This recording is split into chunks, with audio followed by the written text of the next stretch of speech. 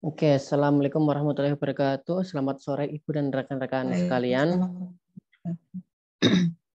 Oke, kita berjumpa lagi ya di sore ini di pertemuan ke-10 secara sinkronus dengan Zoom meeting ya. Untuk pertemuan kali ini kita akan membahas materi tentang membangun model 1, yaitu dasar regresi dan regresi linear yang akan disampaikan oleh Ibu Martia Hayati, STMKOM. Sebelum memulai pembahasan materi, alangkah baiknya kita berdoa terlebih dahulu agar pertemuan sore ini bisa berjalan dengan lancar. Seperti itu.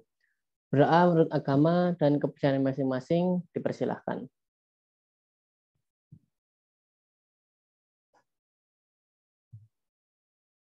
Cukup? Oke, langsung saja untuk mempersingkat waktu, kita mulai saja pembahasan materinya. Kepada Ibu Martia, dipersilahkan. Oke, baik. Terima kasih Mas Adi ya. Selamat sore. Assalamualaikum semuanya. Sore, Waalaikumsalam warahmatullahi wabarakatuh. Assalamualaikum warahmatullahi wabarakatuh. Selamat sore, Bu. Oke, yang lain mana nih? 1, 2, 3, 4, 5. Ya, 5 orang. Oke. Semoga tambah banyak ya. Tidak menyemat, walaupun udah sore. Setiap hari sore terus ya kita ya. Tidak menyemangat, tidak melemahkan semangat kita untuk mempelajari materi-materi yang sudah disiapkan ya oleh panitia gitu. Oke, baik. Materi kita hari ini saya share aja, kita langsung aja ya, biar cepat selesai. Tapi akhirnya juga tetap aja jam 5:30 selesainya ya Mas. Kalau yang malam gimana Mas? Yang malam ya jam 9:30 baru selesai? Iya Bu, terkadang tergantung materinya Bu. Kadang sampai jam 9:30 lebih dikit. Kadang kurang Gitu. juga gitu. Bu Prof Rini ya? Iya Bu. Oke, besok berarti saya gantiin Prof Rini ya untuk yang malam? Iya Bu. Di kelas Berarti sampai jam 7. masih Mas Adi ya ini ya? Iya. Asistennya ya. Oke, baik. Kita mulai aja. Ini sudah agak mumet ini karena sudah memasuki pemodelan ya. Oh iya, sebentar kayaknya mau hujan deh. Kakak jemurannya.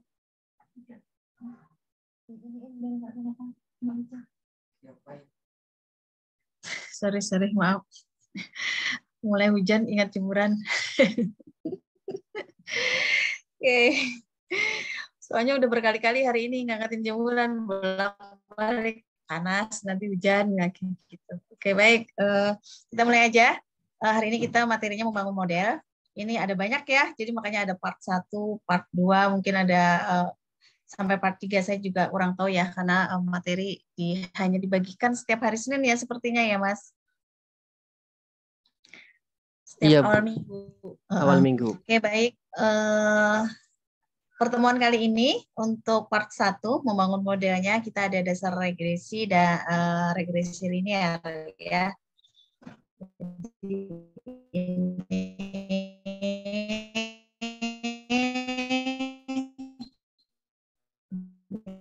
Usah ya.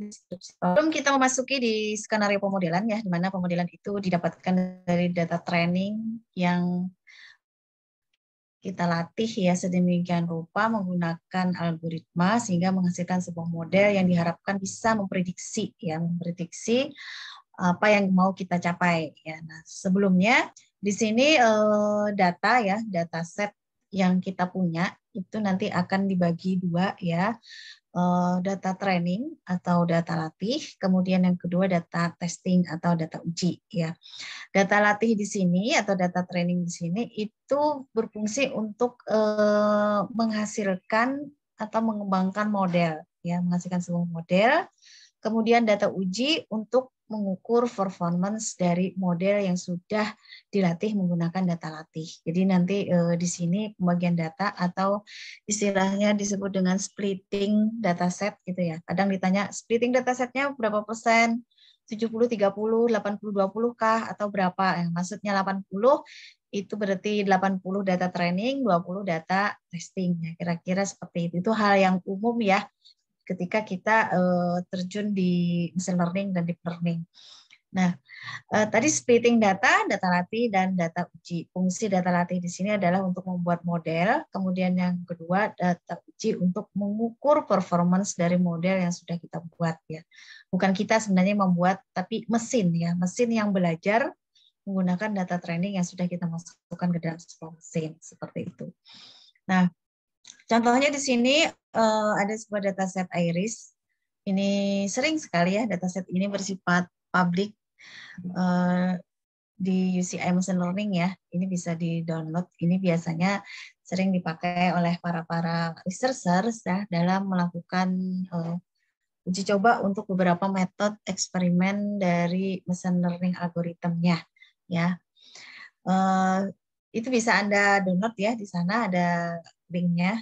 Kemudian di sini misalnya kita ingin mengkomposisikan splitting datasetnya menjadi 70-30. 70 untuk data training, kemudian 30 untuk data testing. Nah, kira-kira seperti ini gambarannya. Jadi ini dataset IRIS, di situ ada beberapa variabel ya. Taruhlah di situ ada panjang sepal, lebar sepal, panjang peta, lebar, dan sebagainya ya. Itu disebut dengan X ya, atau prediktor. Kemudian Y trend, itu Y-nya maksudnya apa yang mau kita prediksi, misalnya ingin kelasnya mau kelas apa nih. Nah, di situ ada Iris setosa, Iris virginia, kemudian Iris versicolor. Saya ini nggak tahu ini ada berapa kelas ya, mungkin 3 atau mungkin lebih dari 3 ya kelasnya. Nah, prediknya itu Y, kemudian prediktornya itu adalah X ya. Nah, di situ. Kemudian dari dataset ini di split menjadi 70-30. Jadi taruhlah kalau misalnya kita punya data 10.000 row atau 10.000 baris ya. 10.000 itu berarti 700-nya itu adalah data training, kemudian 30-nya itu adalah data testing. Nah, data training inilah yang akan kita gunakan untuk menghasilkan sebuah model ya. Modelnya menggunakan apa? Ya, menggunakan machine learning model atau deep learning model ya. Jadi ada beberapa algoritma nanti yang digunakan untuk melakukan proses pemodelan seperti itu. Ini hand-ons-nya. Jadi ini nanti dijelaskan pada saat ini aja ya sesinya Mas Adi ya. Ini ada pembagian dari X-trend, kemudian X-test, Y-trend, dan Y-test. Nah, di sini ada trend size-nya 0,7, berarti trainingnya adalah sebesar 70%. Berarti sisanya 30% itu berarti didefinisikan sebagai data testing. Kemudian ada key fault cross validation. Ini fungsinya adalah untuk mengevaluasi model yang akan kita hasilkan ya. Jadi ini dilakukan pada saat data training ya. Pada saat data training nanti data latih ini dibagi menjadi beberapa bagian secara iteratif ya. Jadi berulang. Nanti satu bagian akan menjadi data validasi ya. Kemudian sisanya itu akan menjadi training ya, training set. Jadi dalam training set itu ada lagi data validasi ya. Fungsinya adalah data validasi ini untuk menguji setiap model yang akan dihasilkan. Jadi nggak sekaligus ketika kita mengimplement algoritma ya, nggak bisa sekaligus langsung modelnya udah jadi gitu, enggak. Jadi di sini kita ingin mengevaluasi setiap model yang akan kita hasilkan, kemudian kita mengambil model yang terbaik. Jadi di sini ada key fault-nya ya, ada 5. Jadi suatu saat nanti di sini data itu akan menjadi dataset dan suatu saat nanti akan menjadi data testing. Sorry, tadi yang pertama menjadi data training dan suatu saat akan menjadi data testing. Ya.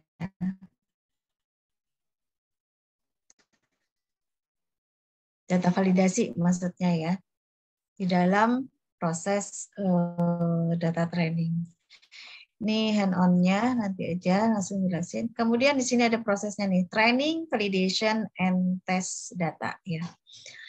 Jadi di beberapa referensi umumnya orang cuman data training dan data testing 70-30. Tapi sebenarnya di dalam data training itu ada lagi yang namanya data validasi. Ya, data validasi seperti Keval tadi ya, data validasi. Fungsinya adalah untuk mengestimasi performance model-model yang berbeda. Karena kan tadi kan misalnya ada iteratif sebanyak 8 misalnya atau 5. Nanti dicek dari setiap model yang dihasilkan itu performa yang paling bagus itu menggunakan model yang mana. Jadi yang terbaik yang kita cari. Tentunya yang terbaik itu adalah yang akurasinya tinggi dan minimum error seperti itu. Kemudian ada data test. Data test ini ya untuk menguji model. Untuk menguji model. Jadi tahapannya begini. Data training.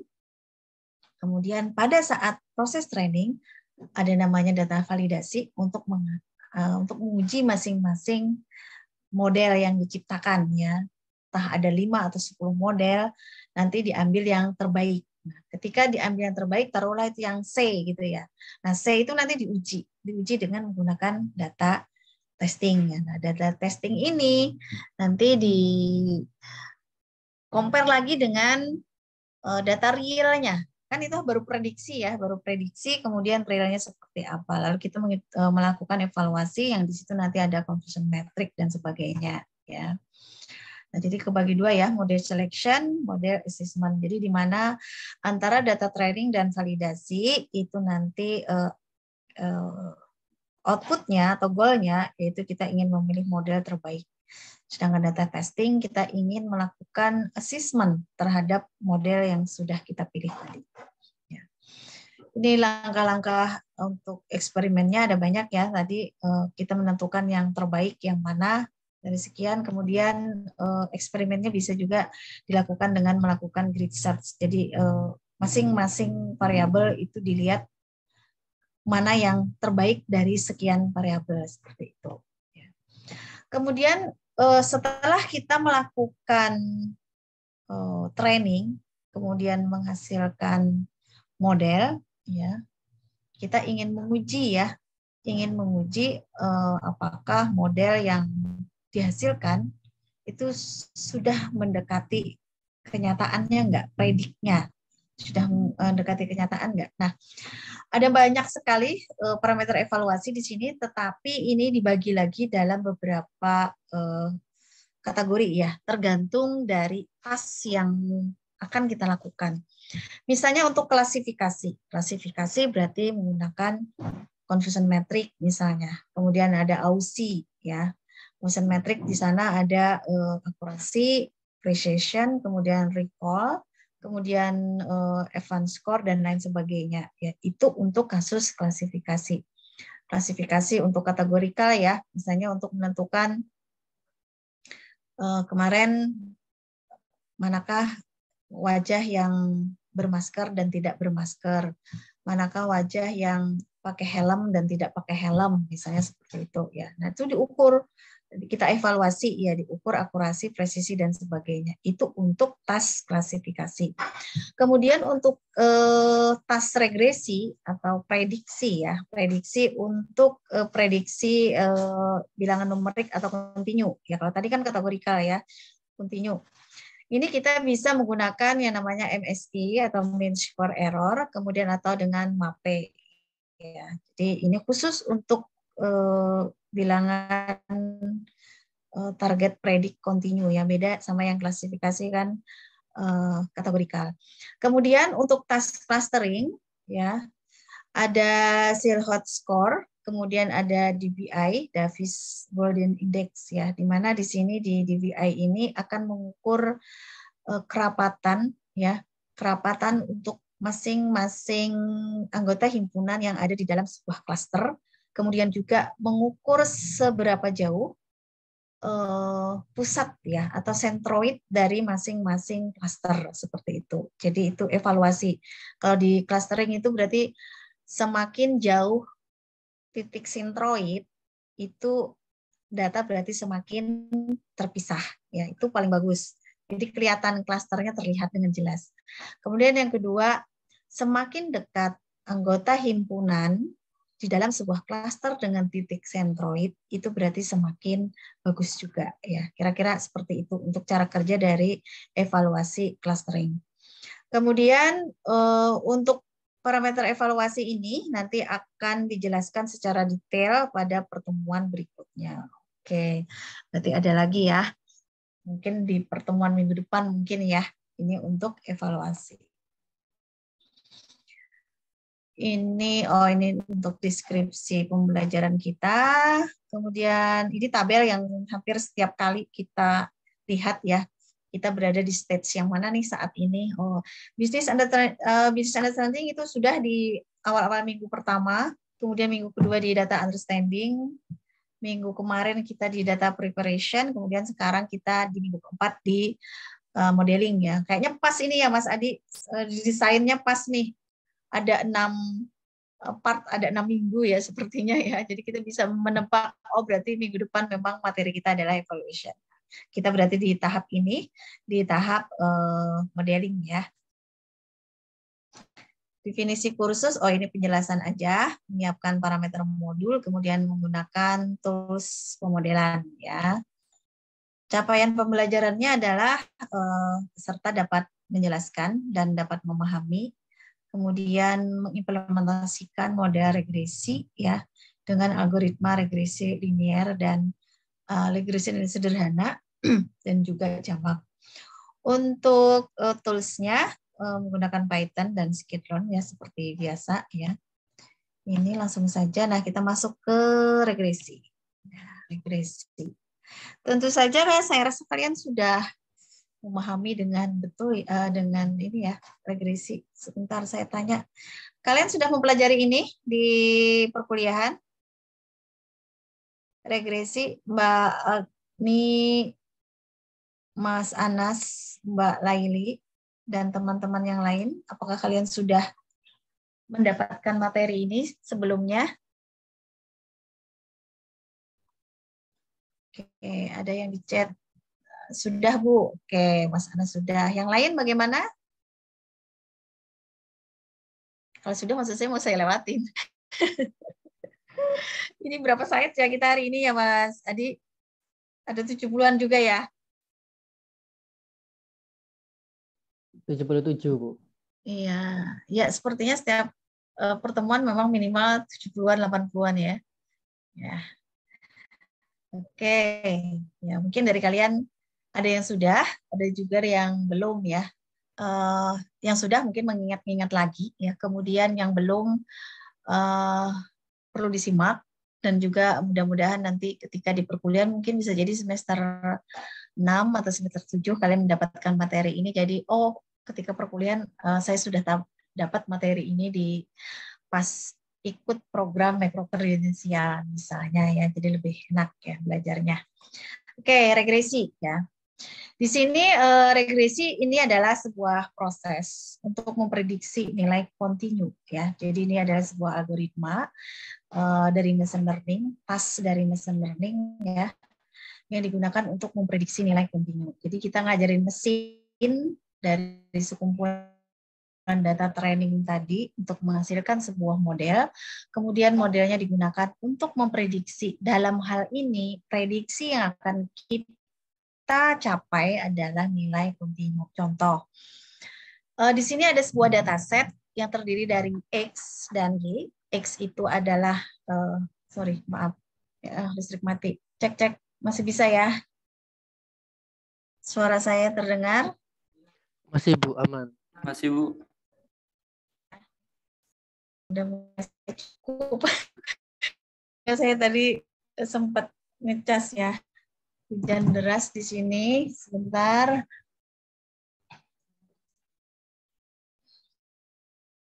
Oke. Saya hemat ini dulu ya. Saya stop video aja ya, Mas Adi ya.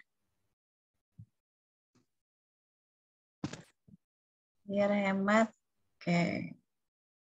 Nah, di sini ada variabel X dan Y, di mana X itu adalah digunakan untuk memprediksi.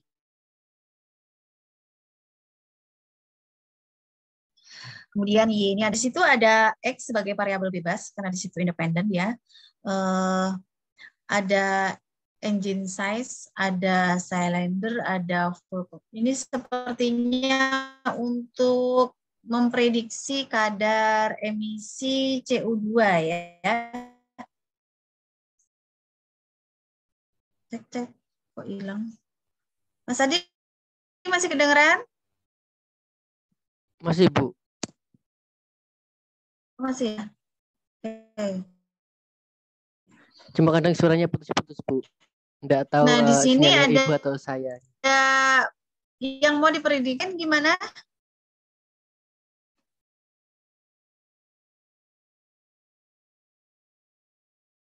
Suara saya jelas? Kadang jelas, kadang enggak, Bu. Mudah-mudahan ya bisa dipahami, agak ketar-ketir ya. Oke, mudah-mudahan bisa deh. Ya, saya sedikit-sedikit aja biar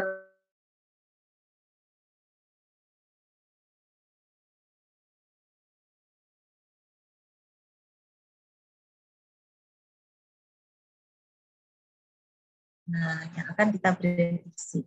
Nah, di sini dari data X, dari variabel bebas X di sini, dilatih digunakan untuk memprediksi Y. Ya. Jadi di sini adalah, misalnya ada engine size-nya sekian, ukurannya, silindernya sekian, kira-kira kadar CO2-nya itu berapa. Nah, seperti itu. Ya. Nah, kemudian ini gambaran dari grafik dari model regresi. Jadi di sini adalah di mana misalnya ya, di sini ada sebuah mobil, kemudian mobilnya di sini disuruh mesin untuk memprediksi kira-kira mobil dengan tipe sekian, maksudnya dari X-nya tadi ya, silindernya, kemudian engine size-nya, dan sebagainya, itu apa saja, kemudian kita bisa memprediksi kadar CO2-nya. Dari mana? Dari model yang sudah terbentuk. Model itu didapatkan dari mana? Model itu adalah didapatkan dari data historis, ya, berarti dari data training yang sudah kita miliki, yang sudah ditren, sampai akhirnya bisa menghasilkan sebuah model. Nah, di sana model regresi berupa garis linear regresi ya, di situ ada garis lurus gitu. Nah, di sini persamaannya menghasilkan sebuah persamaan linear ya. Y sama dengan fx function x kemudian plus error atau noise-nya ya. Ini adalah memprediksi Y. Goalnya adalah memprediksi Y dari X. Ya. Diasumsikan bahwa ini adalah garis linear regression, yang merah ini.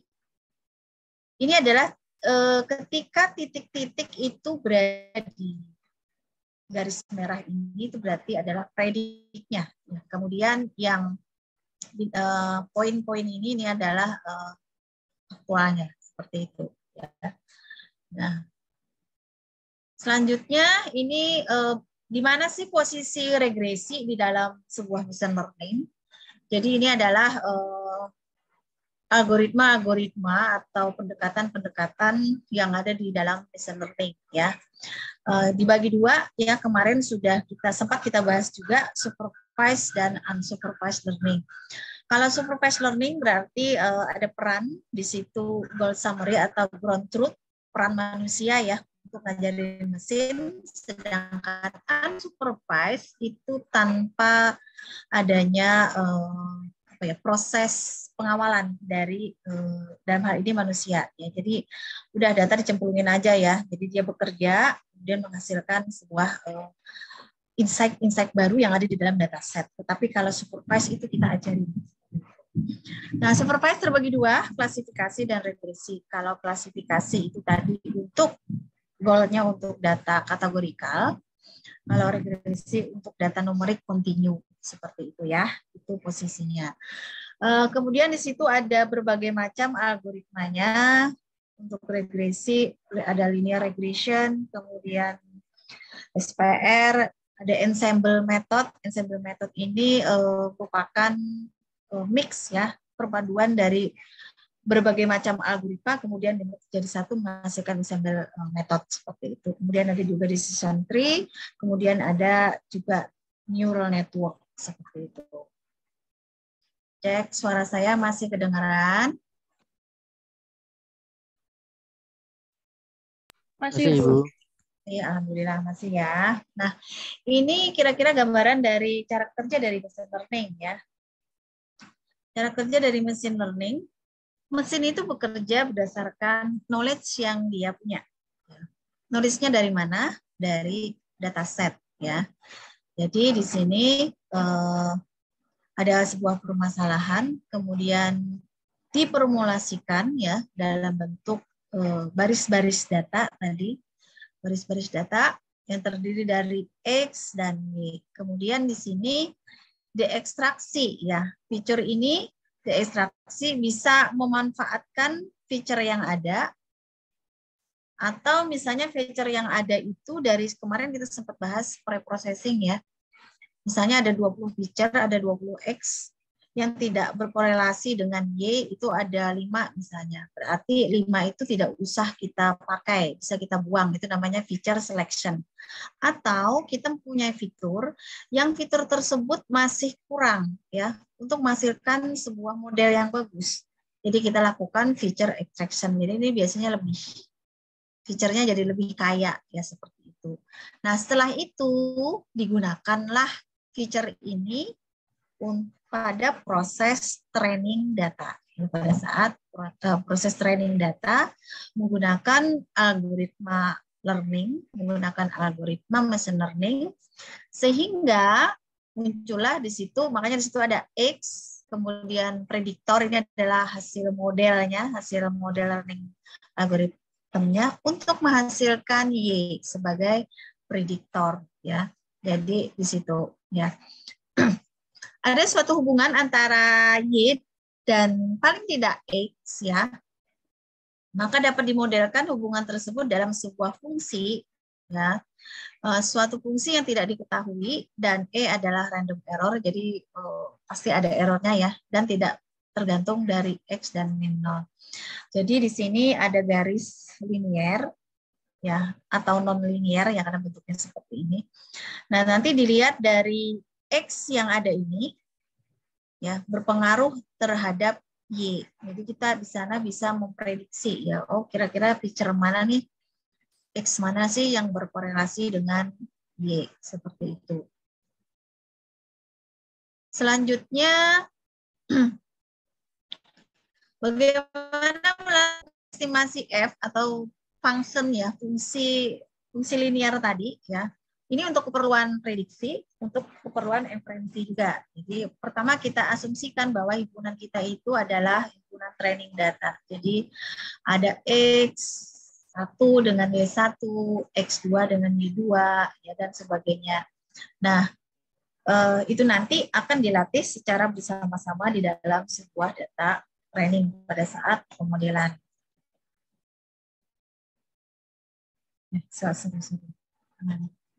Inferensi ya. Nah, tadi prediksi ya, prediksi. Di samping melakukan prediksi, kita juga mungkin tertarik melihat antara relasi antara Y dan X. Pertanyaan di sini, prediktor mana yang mempengaruhi respons? Prediktor itu tadi X. Kita ingin memilih X mana sih yang mempengaruhi Y? Respon ya, Y ya. Semua X akan berpengaruh terhadap Y. Ada juga yang pengaruhnya sangat kecil, bahkan 0 ya, tidak ada pengaruh sama sekali, maka itu boleh tidak kita gunakan dalam proses training. Ya. Kemudian ada juga prediktor mana yang memiliki pengaruh yang sangat besar terhadap Y. Kalau sudah seperti itu, berarti itu tidak boleh diabaikan X tersebut karena korelasinya sangat tinggi. Ya. Nah, di situ terlihat nanti relasi negatif atau positif. Ya. Nah, di sini nanti ada relasi sederhana, linier, atau lebih kompleks. Kira-kira inferensinya seperti itu. Jadi kalau predik itu pure goal-nya untuk mendapatkan predik ya, nilai prediknya, ya, apa yang mau kita raih gitu. Tetapi kalau inferensi itu lebih melihat korelasi relasi antara Y dan X ya, dan juga bobot-bobot dari X itu sendiri. Ini kita lewatin saja model-model parametrik dan non parametrik ya. Oke, kita masuk ke sini. Pertimbangan-pertimbangan ketika kita melakukan proses pemodelan. Ya. Di sini tadi disebutkan notasinya ada X dan Y. X itu tadi adalah feature, bisa juga dianggap feature, predictor, atau independent variable. Jadi istilah-istilah ini jangan bingung ya. X itu apa? X itu ya feature. X itu prediktor ya, X itu independent variable atau variabel bebas ya. Sedangkan Y itu adalah responnya, dependent variable. Kenapa dependent variable? Y itu dipengaruhi oleh X. Jadi dia tidak bisa berdiri sendiri ya. Jadi itu dependent variable. Kemudian untuk kategorisasinya, kapan kita menggunakan supervised dan unsupervised, kapan kita menggunakan regresi dan klasifikasi. Kalau kita menimbang supervised dan unsupervised, pertanyaan kuncinya apakah Y tersedia pada data training? Y tadi kan respon ya. Kalau Y itu tersedia pada data training, itu berarti dianggap supervised learning. Tetapi kalau tidak tersedia, itu unsupervised learning. Artinya di unsupervised learning kan kita nggak ngerti nih kira-kira output yang mau dihasilkan dari proses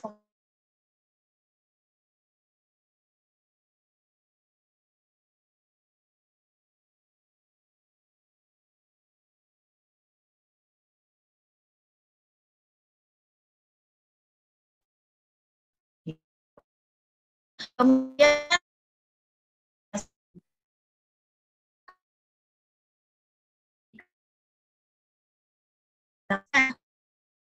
ya kalau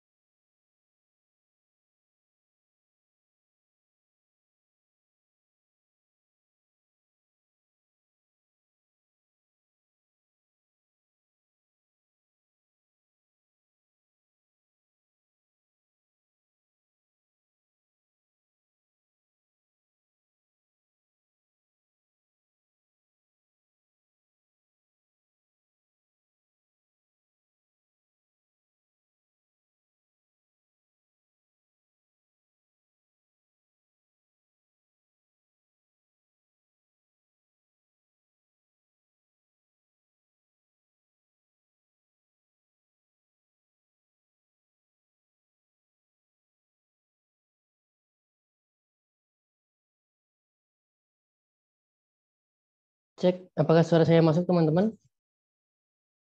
Masuk, Mas. Tadi ibunya keluar tiba-tiba ya? Iya, Mas. Oke, suara tidak bisa di belakang. Udah lama po? Apa baru aja?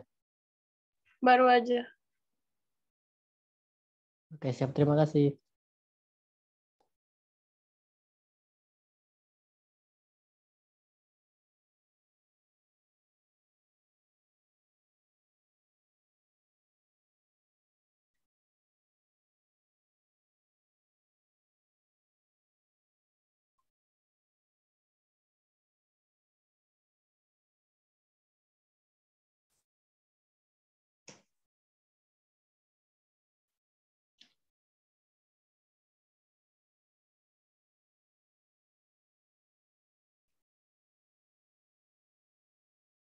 Oke, sambil nunggu ibunya masuk Zoom lagi ya.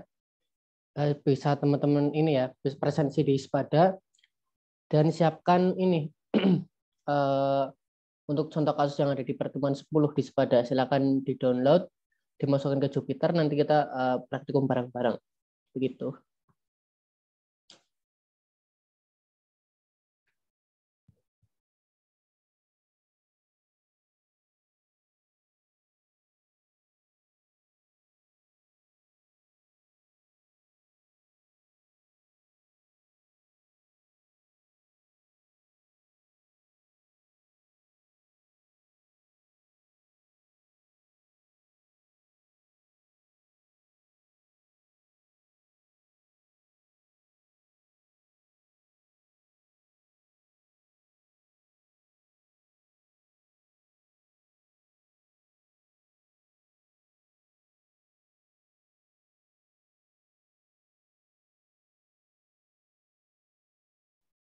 Tadi terakhir sampai mana ya teman-teman ya?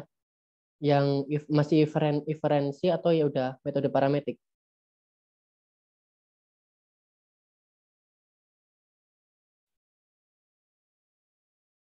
Sampai slide pertimbangan notasi yang habisnya pendekatan non parametrik.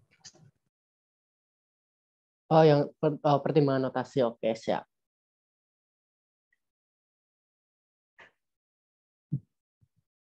Yang belum presensi, silakan presensi ya di Spada.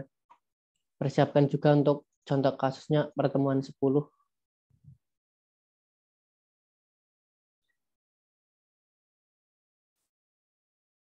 Untuk kelompoknya TA gimana teman-teman sampai sekarang? Maksudnya anggota kelompoknya aman enggak?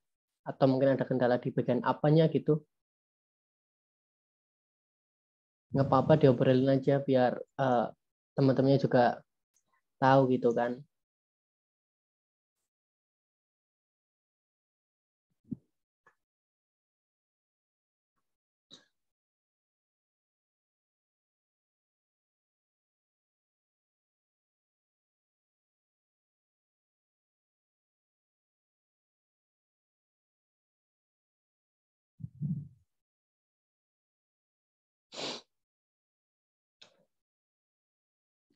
Ibunya off nih teman-teman ya. Jangan-jangan mungkin sinyalnya.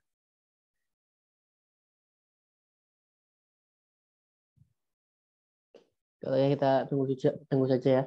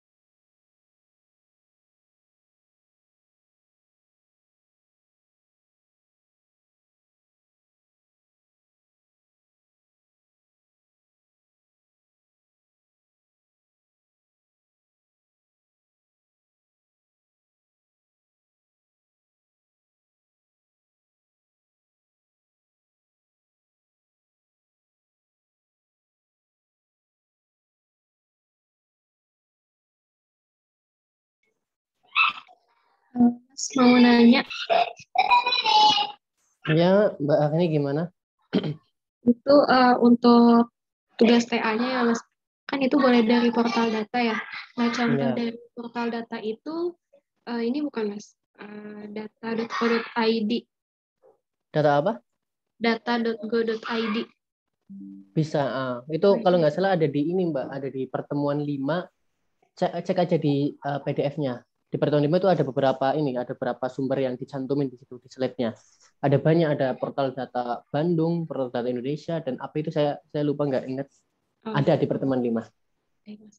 Kemudian untuk pengumpulan yang ketiga itu berarti data yang sudah di cleaningnya gitu ya Mas? Pertemuan ketiga. Bentar saya cek di Spada dulu ya. Ya, Mas. Mikom 4. Kayaknya iya sih Mbak. Kemarin kan pekan kemarin kita bahas tentang data preparation ya. Bentar saya cek lagi. Takut salah. Tugas akhir bagian 3. Melakukan eksplorasi dan persiapan data untuk membangun model. Iya Mbak. Jadi nanti di pertemuan kemarin, pekan kemarin kan itu 3 kali pertemuan bahasnya tentang data preparation ya. Itu yang kemarin disebutkan memakan memakan waktu sekitar 60% dari keseluruhan progres gitu kan. Itu Mbak. Jadi kalau pekan ini nanti tugas bagian 4-nya itu untuk membangun modelnya. Jadi untuk yang tugas bagian 3 ini Mbaknya datanya udah di cleaning ya.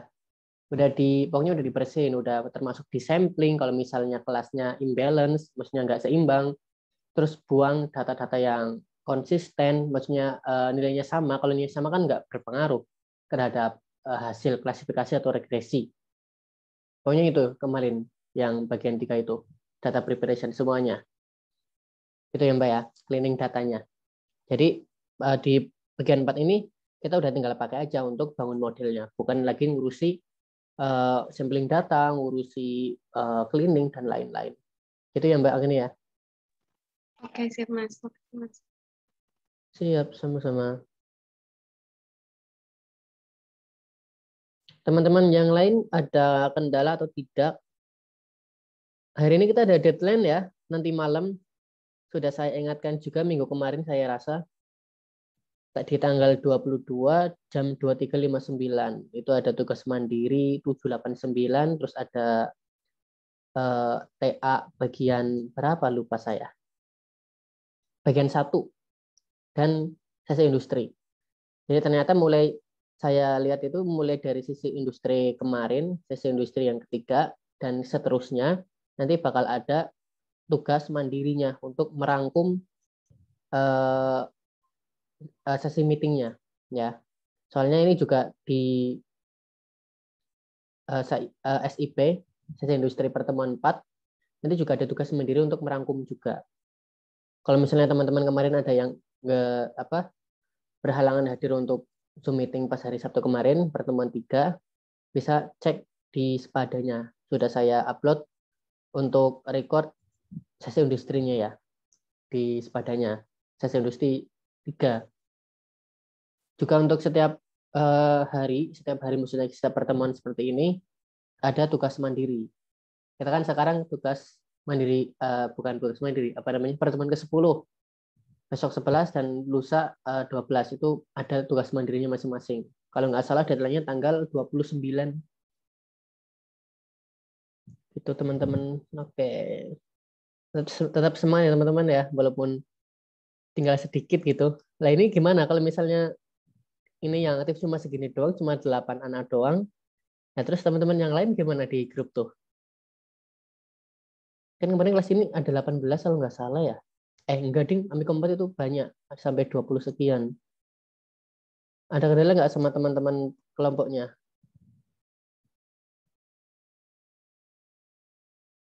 Yang terdaftar itu 25 anak, 25 peserta, 8 kelompok. Dan di sini cuma 8, yang 20 pada kemana ini?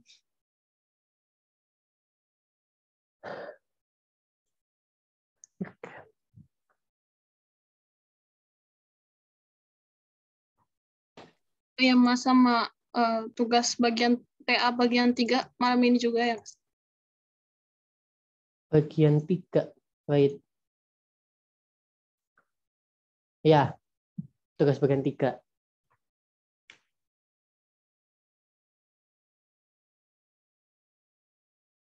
Oh iya, lupa. Tadi saya belum ini ya. Tadi ada yang ketinggalan. Bagian 3-nya itu belum saya masukin. Yang di grup saya cuma masukin yang bagian 2 aja. Ketambahan yang bagian 3. Betul. Terima kasih Mbak Mutmainah tadi ya. Terpental dia. Enggak ding, bahan baku Nakia Mutmainah. Ya Mas.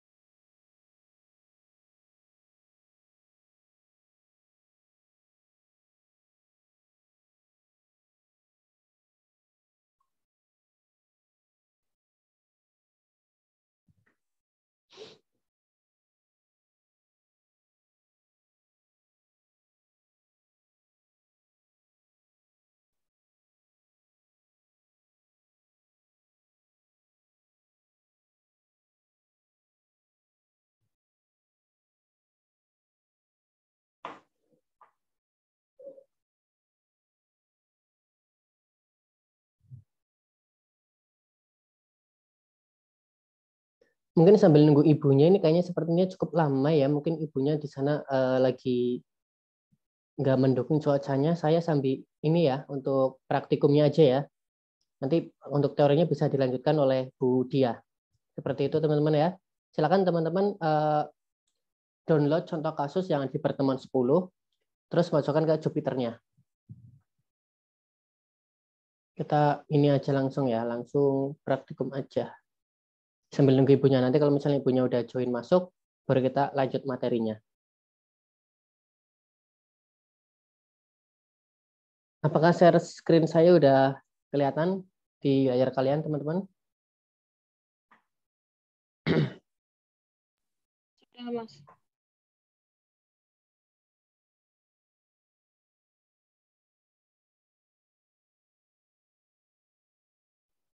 Oke. Silakan teman-teman download di ini ya, di sepadanya di pertemuan 10, di situ ada contoh kasus. Sepertinya kita sekarang setiap pekan, setiap pertemuan itu ada contoh kasus, ada tugas mandiri gitu ya. Ini kita buka yang pertemuan 10. Di contoh kasus ini, silakan kalian download ini. Silakan kalian download. Saya sudah download tadi ya. Ini contoh kasus pertemuan 10, silakan kalian ekstrak biar dia jadi folder. Setelah di dalam folder itu nanti ada 4 file. Ada 3 file file IPYNB untuk Jupyternya atau Google Colab. Terus yang satu ini datasetnya tentang fuel consumption CO2, karbon dioksida kalau nggak salah. Oke, silakan teman-teman upload ya, upload di Jupyternya kayak gini. Masih ingat kan cara uploadnya? Ini udah pertemuan kemarin-kemarin udah lancar lah ya, udah lanyah cara orang sini itu lanyah gitu. Tinggal sat-set jadi gitu. Sampai sini aman ya? Oke, kita lanjut. Kalau dia berarti aman. Oke, kita buka yang pertama dulu ya teman-teman ya. Kan ada 3 nih.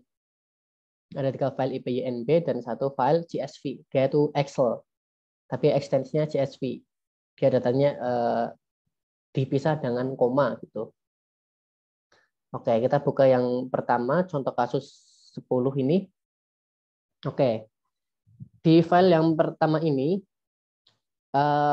kita akan membahas tentang train validation split dan key-fold cross validation. Jadi yang seperti tadi ibunya udah sampaikan, di sini train validation split ini membagi dataset menjadi data untuk pelatihan atau data training dan data testing gitu kan ya.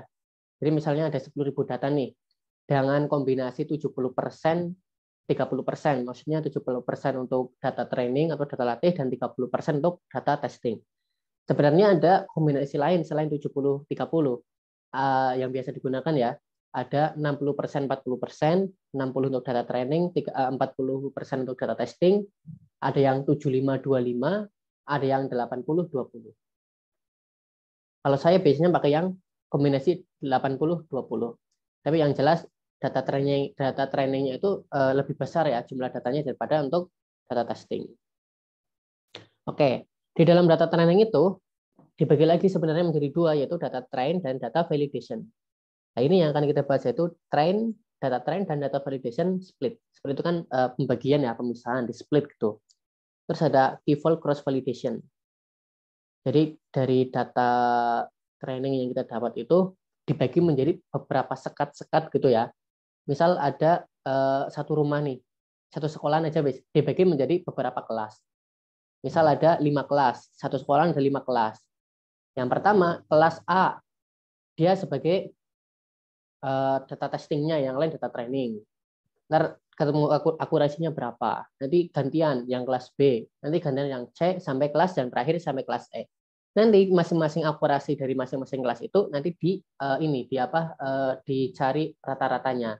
Itu nanti hasil dari proses key-fold cross validation.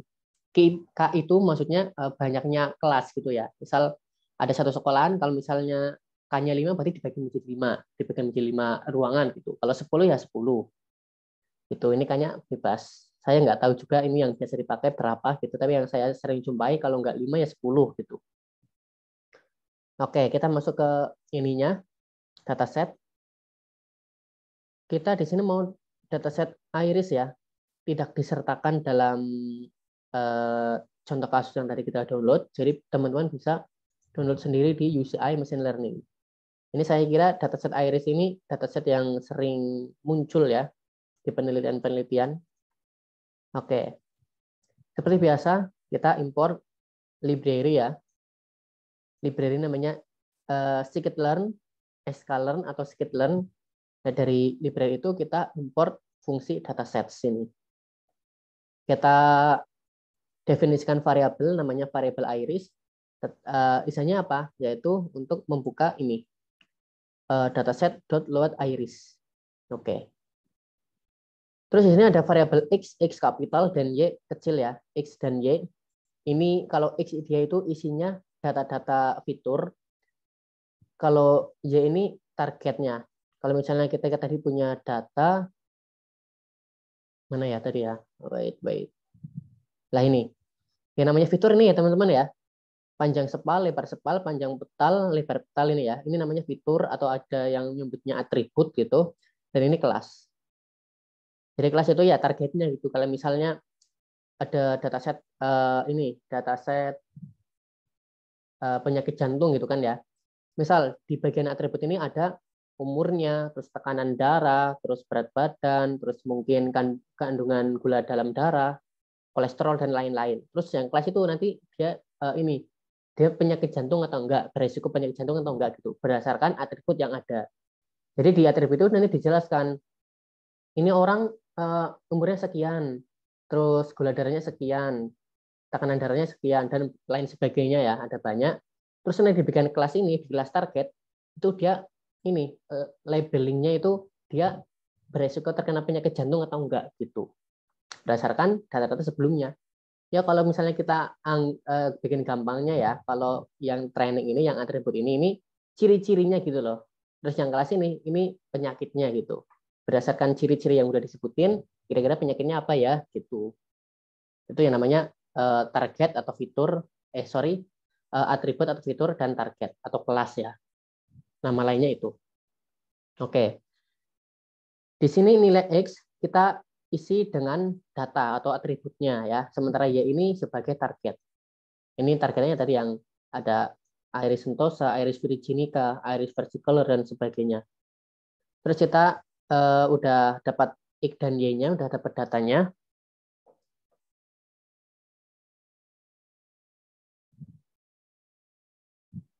Bentar, ibunya kontak saya. Bentar, teman-teman.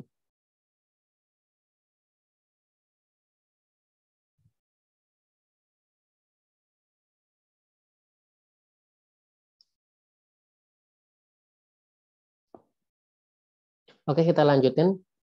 Di sini kita mau ini ya, mau menampilin banyak data di variabel X ini.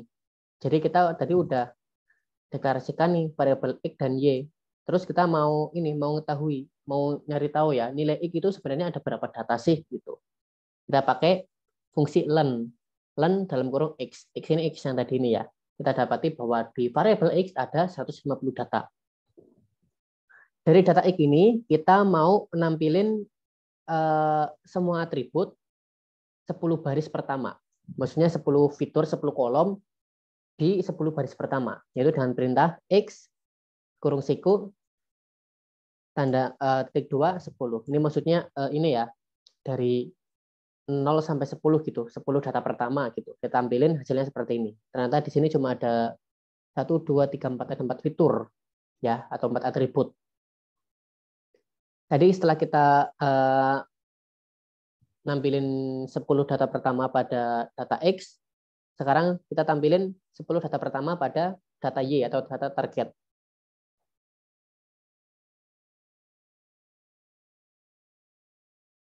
Oke, di sini kita tampilin data pertama yaitu 10 data pertama yaitu isinya 0 0 dan seterusnya ini ya. Ini 0 ini tes. Siap, Ibu sudah masuk Ibu.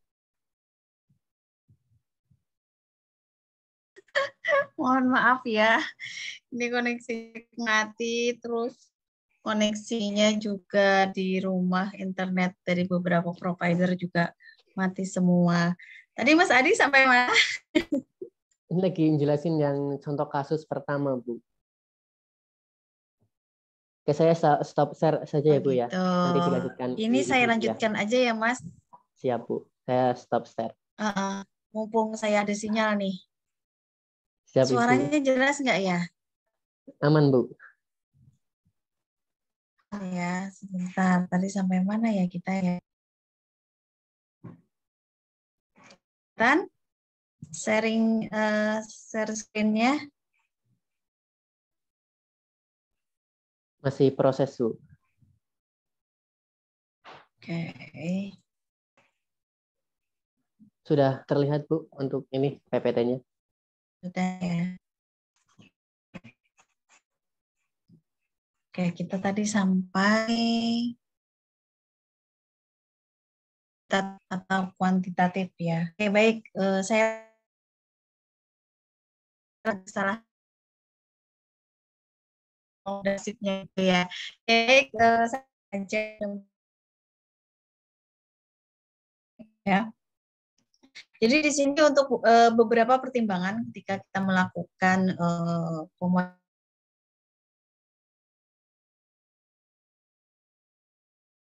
apakah yaitu kuantitatif atau kualitatif. Kalau kemudian kalau kualitatif kita menggunakan klasifikasi, ya di mana misalnya nih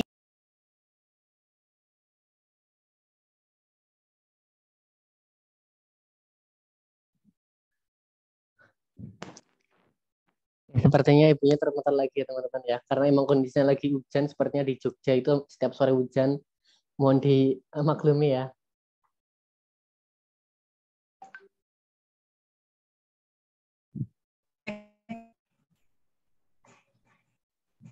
Suaranya sudah masuk, Bu. Halo. Cuma terputus-putus, Bu. Aduh, susahnya ya. Saya nggak usah share screen aja kali ya. Gimana ya? Atau saya yang share screen aja, Bu. Coba deh. Betul. Tadi di slide keberapa ya? Di slide ke-31. Lanjut aja deh Mas ke langsung ya ke 34 biar cepat selesai. Siap, Bu. Ini. Biar waktunya kita cukup. Saya 34 ya. Oke, nah ini ada beberapa tipe model regresi ya. Ada regresi sederhana maupun regresi variabel jamak. Contohnya di sini regresi linier dan non-linier. Nanti yang akan kita pelajari di sini adalah regresi linier ya. Mungkin untuk model-model lainnya mungkin di pertemuan selanjutnya. Contohnya di sini untuk regresi sederhana memprediksi CO emisi CO2 ya. Dan juga berdasarkan engine size dan semua mobil. Jadi di situ untuk memprediksi CO2 emission berdasarkan engine size dari semua mobil. Itu namanya regresi sederhana. Sedangkan regresi jamak, ya contohnya misalnya di sini kita ingin memprediksi emisi CO2 berdasarkan engine size dan cylinders.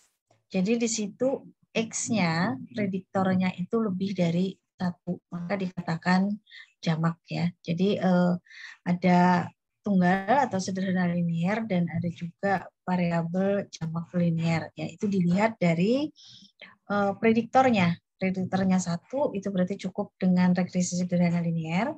Sedangkan kalau prediktornya itu lebih dari 1, kita bisa menggunakan jamak linier ya, seperti itu. Lanjut Mas.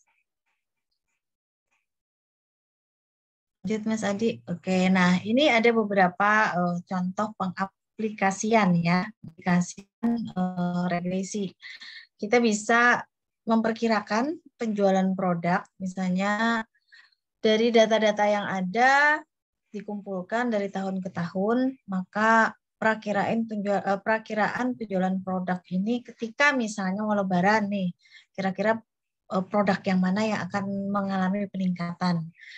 Kalau misalnya mengalami peningkatannya itu berapa persen naiknya, nah itu kita menggunakan regresi ya, bisa seperti itu. Kemudian analisis kepuasan konsumen ya, berapa persen ya. Tapi kalau kita ingin menganalisa, mengaplikasikan misalnya kira-kira konsumen ini puas, sangat puas, dari bawah ya, sangat tidak puas, puas, sangat puas misalnya. Nah, itu berarti kita menggunakan klasifikasi ya. Tapi kalau kita menganalisis kepuasan misalnya dalam bentuk persentase, puasnya berapa persen sih? Apakah puas 100%? Berarti itu angka maksimal ya, ataukah moderat 50 atau 60%? Nah, itu kita menggunakan regresi ya.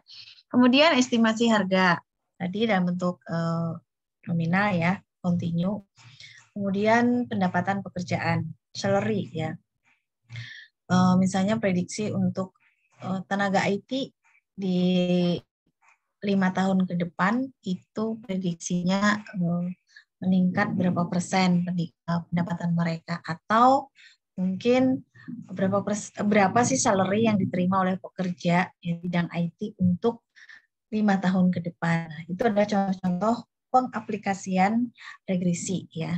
Jadi regresi kita bisa memprediksi ya, dalam hal ini yang kita prediksi adalah berupa data kontinu. Lanjut Mas Adi. Ini ada algoritma regresi ya, banyak sekali. Tentu saja dengan segala perkembangan dan improvement yang ada di dalam algoritma tersebut. Jadi algoritma itu akan terus berkembang, diimprove ya. Tujuannya apa? Untuk menghasilkan akurasi yang lebih baik, ya, akurasi yang meningkat ya. Diharapkan akurasinya sama persis dengan realnya, tapi kenyataannya di dunia ini tidak ada yang prediksinya tuh tepat 100% ya. Pasti ada dari sekian ribu, pasti ada yang meleset jauh dari prediksinya ya, dari realnya. Ini ada beberapa pendekatan algoritma ya yang sudah dikembangkan oleh para peneliti ya, dimulai dari linear regression, polynomial regression, kemudian SPR, decision tree. Ini sudah masuk ke ensemble ya. Kemudian decision tree, random forest, kemudian lasso regression, ANN, KNN. Nah, itu sudah mulai semakin ke sini algoritmanya semakin bagus ya, mencoba para peneliti untuk mengimprove dari berbagai macam algoritma yang ada ya. Seperti itu. Terus lanjut. Ini adalah contoh kita masuk ke regresi linear sederhana ya. Regresi linear sederhana di mana tadi ada dataset ya yang terdiri dari variabel X dan Y ya. Di sini X-nya berupa engine size, cylinder, dan segala macam di situ. Kemudian untuk memprediksi nilai emisi CO2-nya, ya, bagaimana perumusannya? Tadi dikatakan bahwa regresi linear itu adalah sebuah fungsi linear. Fungsi linear yang Y ini adalah dependent variabelnya, ya. Kemudian X di sini adalah independen sebagai prediktor, ya. Ini berperan untuk memprediksi Y, X di sini. Kemudian ada lagi di situ nilai error ya, di mana nilai error di sini digunakan untuk variabel apa ya? Ya tentu saja namanya prediksi itu kan tidak lepas dari yang namanya error ya. Jadi pasti ada walaupun itu 0,0 sekian ya. Kemudian B0 itu atau A ya. Ini rumusnya kadang beberapa sumber berbeda ya. Atau A di situ itu adalah konstanta. Konstanta. Jadi misalnya konstanta itu diberikan kalau misalnya nilai X itu bernilai 0, ya, bernilai 0, otomatis kan ketika dikalikan dengan koefisien regresi yang B1 itu kan beta ya, beta 1 itu adalah koefisien regresi ya. Jadi B0 itu adalah sebuah konstanta. Jadi jika nilai X itu bernilai 0, ya otomatis kan pasti hasilnya itu pasti akan sama dengan Y ya, seperti itu, kurang lebihnya seperti itu ya. Jadi dia akan pasti Y itu akan dihasilkan dari koefisien regresi ya. Nah, lanjut lagi Mas. Atau saya pakai slide saya sendiri kali ya. Nanti Mas Adi tinggal menyesuaikan. Terus di sini sebentar. Ya, stop sekarang dulu ya Bu ya. Mau pakai slide-nya Ibu atau gimana ini Bu? Oke, cek. Kok hilang lagi? Masih kedengeran Mas? Masih Bu. Masih Ini ya. saya stop share ya Bu ya? Coba atau ya Mas, saya stop share ya. Siap. Coba koneksi saya udah bisa bagus enggak nih?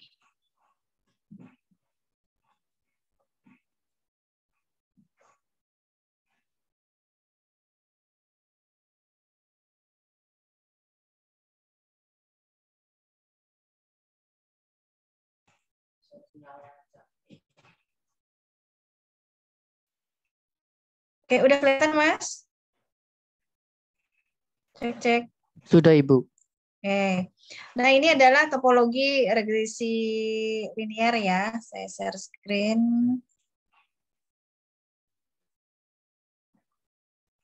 Yang terlihat apa tuh? Pertimbangan Bu. Pertimbangan loncat-loncat ya ini ya. Saya. Balik yang tadi. Ini ya. Masih pertimbangan Bu. Oh, sudah berubah. Masih Sudah. pertimbangan. Udah. Ibu. Mungkin agak ini kali ya. Ada delay mungkin. Agak lama responnya ya, Mas. Oke, topologinya di sini ya, topologi regresi di mana di sini tadi dikatakan bahwa X ini adalah engine size ya, kemudian Y ini adalah untuk memprediksi emisi CO2-nya. Jadi di sini salah satu bentuk linear sederhana ya. Di sini ada Y, sumbu Y, kemudian sumbu X. Sumbu Y itu dependent variable. Atau di sini CO2 emisinya, kemudian X ini di sini adalah engine size-nya. Itu kalau linearnya sederhana ya, artinya X-nya cuma satu. Kan tetapi kalau kita menggunakan regresi variabel jamak ya, kita ingin memprediksi kadar CO2 dengan menggunakan X ya. X di sini adalah engine size dan juga cylinder misalnya dari semua mobil. Jadi di sini X-nya engine size dan cylinder, kemudian variabel tak bebasnya itu adalah CO2 emission-nya ya. Jadi di sini yang biru-biru ini adalah data point-nya, kemudian ini adalah persamaan regresinya ya. Lebih seperti itu penjelasannya. Kemudian lanjut ke cara kerja dari regresi linear ya. Model regresi ini akan ditentukan parameternya dengan data satu variabel bebas ya. Ini sederhana ya. Untuk memprediksi variabel tak bebas. Sebagai contoh, kita ingin memprediksi di sini nilai kontinu dari nilai CO2 emisinya dengan variabel engine size ya. Kemudian hasil pemodelannya dapat digunakan untuk memprediksi nilai numerik CO2 dalam hal ini yang ada tanda tanyanya ya, yaitu kasus nomor 9. Ini gambarnya. X tadi adalah prediktornya atau independent variable, ini menempati sumbu X ya. Makanya di sini engine size ya. Kemudian yang menjadi Y atau dependennya itu adalah CO2 emisinya ya. Nah, kemudian yang titik-titik biru-biru itu adalah datanya ya, datanya. Jadi dari engine size CO2-nya berapa? Jadi data-datanya ya di situ. Dataset yang ada, kira-kira seperti itu penjelasannya. Kemudian di sini dari regresi nanti akan menghasilkan sebuah persamaan, ya. Persamaan linier. Persamaan linier di sini berupa garis cukup lurus ya ini ya. Jadi di sini dari data sini kita akan bisa memprediksi ya. Yang biru-biru ini adalah dihasilkan dari data training yang ada ya, data training yang ada. Kemudian ketika titik-titik itu melekat pada garis ini, itu adalah prediksinya ya, prediksinya ya. Jadi yang biru itu adalah realnya, kemudian yang garis merah ini adalah nilai prediksinya ya. Masih terlihat?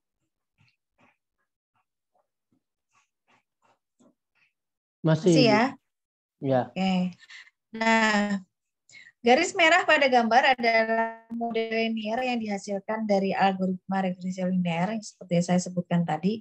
Berdasarkan garis merah itu dapat diketahui nilai CO2-nya ya sebagai variabel tak bebas dengan melihat nilai pada engine size. Ya, dalam hal ini misalnya nih, di sini ada engine size-nya 2,4 ya, yang akan menghasilkan CO2-nya sebesar 215 ya.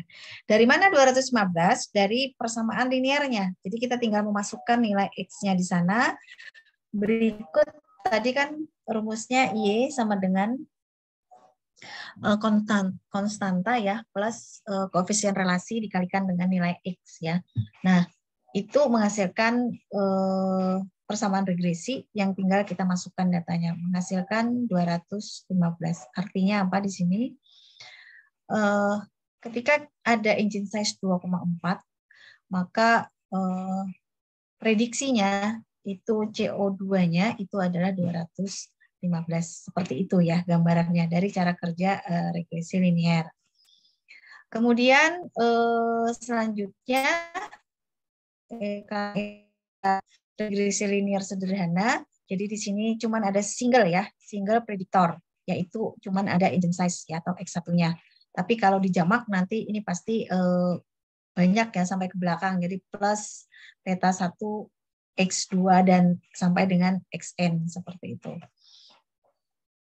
Cara mencari parameter model terbaik ini dilihat dari nilai errornya. Ya, semakin kecil nilai errornya, maka model tersebut semakin bagus. Ya, artinya nilai error itu antara prediksi yang dihasilkan dengan realnya itu kita hitung. Ya, kita hitung. Semakin kecil, maka semakin mendekati real ya, semakin mendekati real. Semakin besar nilainya untuk errornya, maka semakin menjauh dari real. Jadi makanya kesimpulannya di sini adalah jika kita sudah menghasilkan model terbaik ya, kita mencari sebuah model, kita juga menghitung ya nilai errornya. Jadi nilai errornya itu berapa ya. Contohnya di situ ini perhitungannya ya, perhitungannya ini ada rumusnya, di mana MSE itu dihitung dari, Y ini adalah predik ya, nilai prediknya, kemudian Y hat ini adalah rata-rata, jadi rata-rata dari prediknya itu, di rata-rata, kemudian dikurangkan dari nilai Y ada, Y realnya itu dikurangkan dengan Y predik, kemudian dikuadratkan ya untuk setiapnya. Nah, di sini ada nilai errornya minus 90. Dalam hal ini metrik paling sering digunakan adalah MSE sebagaimana ditunjukkan dalam gambar untuk menghindari saling menegasikan antara error positif maupun error negatif ya. Jadi ini adalah garis linearnya, kemudian titik-titik ini adalah faktualnya atau data realnya, tapi yang titik yang melekat di di garisnya ini adalah estimasinya. Makanya ini kalau semakin jauh kan berarti semakin tambah error ya. Nah, ini yang terdekat yang kita cari. Jadi semakin dekat dengan garis linear ini maka nilai errornya itu semakin kecil. Nah, seperti ini. Parameter yang terbaik dicari dengan menggunakan metode least square seperti gambar sehingga menghasilkan parameter terbaik dilihat dari nilai FSE-nya. Nah, di sini perhitungan untuk fungsi regresinya ya. Tadi fungsi regresi kan dihasilkan dari Y sama dengan B0 plus B1 X1 ya. B0 tadi adalah konstantanya atau A ya, kemudian 39 itu adalah B1-nya atau koefisien relasinya ya, X1. Nah, kenapa di sini misalnya nih contoh. Kalau X1 tadi, contohnya tadi penggunaan konstanta ya. Dan di sini dihasilkan adalah konstanta sebesar 125,74. Itu konstantanya. Jika itu artinya ya, jika nilai X1 itu nanti 0, misalnya X1 bisa jadi kita menemukan datanya 0 ya, otomatis dikalikan koefisien relasinya akan menjadi 0. Ya, ketika 0, maka hasilnya akan menjadi sama dengan konstanta ya. Jadi head-nya itu sama dengan konstanta. Dari mana konstanta ini didapatkan? Dari ya ini Y. Ini Y rata-rata, jadi dari semua CO2 emisi ini dijumlahkan, kemudian dibagi 9, ya, ini. Dibagi 9, ya. Jadi dari 196 sampai bla bla bla menghasilkan 256 dibagi 9, ya. Kemudian nilai X rata-rata, jadi dari semua nilai X ini dijumlahkan, kemudian dibagi 9, jadi hasilnya 3,34 ya. Nah, untuk menghasilkan koefisien korelasi atau B1, atau di sini beda-beda ya di setiap slide ya, notasinya theta 1 ya.